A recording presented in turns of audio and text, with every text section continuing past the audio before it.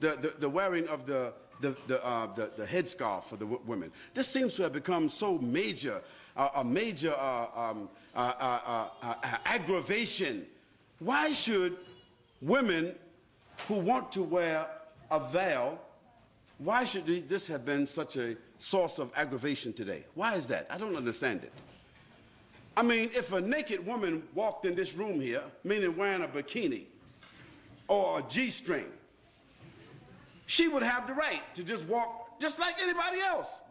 If a woman came down here and she was wearing a G-string and walked right across here and went back upstairs and came down, matter of fact, there was 2 or 3 of them, we would be like, whoa.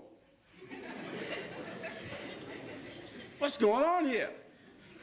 But we couldn't say anything because it is accepted in the society for a woman to wear this in public. And there are some beaches in this country and some places in this country where you got some people call themselves naturalists. You know what they are. I don't have to tell you. That is, they believe that they should just walk around all the time naked. Now that we can't make a judgment call because according to legislation, the naturalists have a right.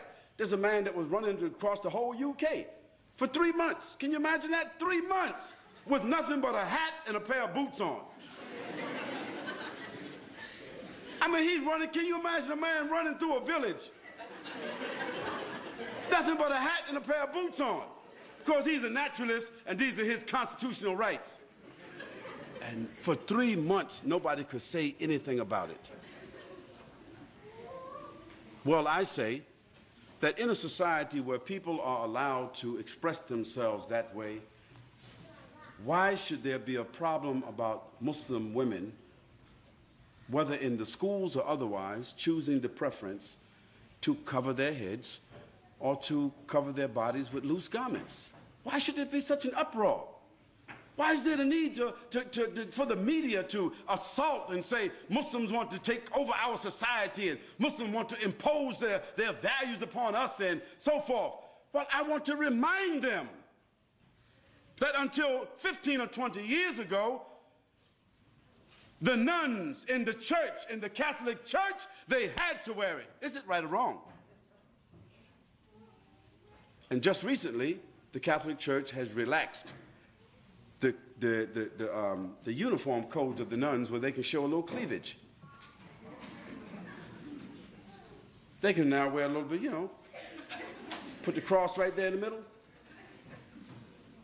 They don't have to wear a headpiece anymore, and they can show a little bit of thigh. Well, that's their right. We can't say anything about that. But when I went to church, to the Catholic Church, when I was 17 years old, all the nuns were looking like the sisters are looking today. So society has changed, but why should our values have to change? Those Muslim ladies who want to wear the full scarf and want to wear loose clothing, they're doing so because God said so, not because their husband said so, not because they're Arabs or Indonesians or Malaysians or Africans.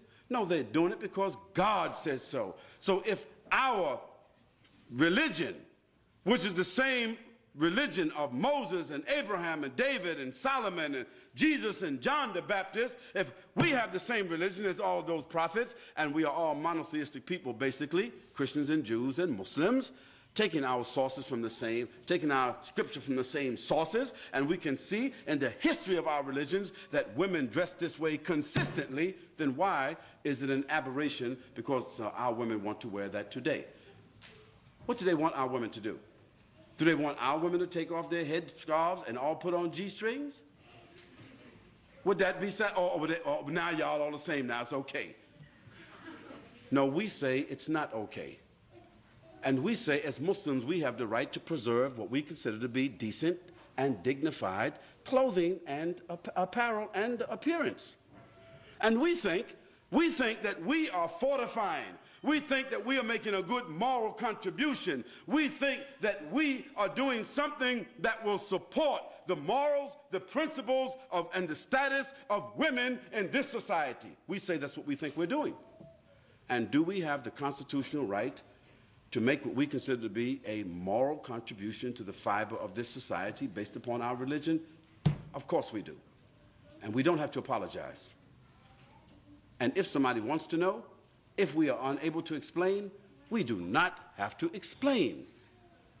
But what we should do is, the people of the media, or the people of government who feel that they don't understand what's going on, we should send them to people who are qualified to expound upon this issue in a dignified, educated way, so that people would not think somehow or another that all these women who are wearing these scarves got an AK-47 underneath their scarves, or they got a bomb, they coming inside somewhere with a bomb.